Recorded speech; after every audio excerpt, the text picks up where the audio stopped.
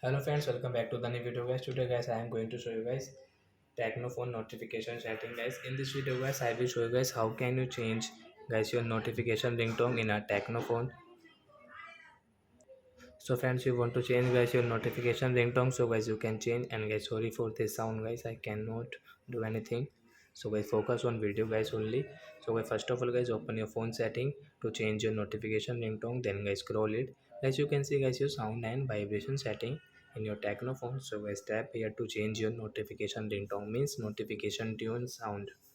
Then guys, click on guys your default notification sound. So guys, tap here. So as you can see guys, we have set this one.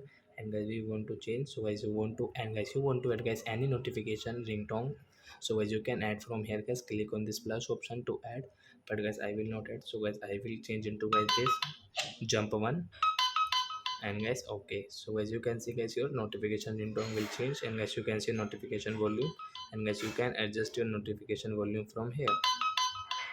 So I hope friends you have understood how to change notification ringtone in our Tecno phone. So that's it guys. Thanks for watching. Guys, now we will meet on next video guys with new topic. Before going guys, please go and like my video, subscribe my channel. Bye my friends.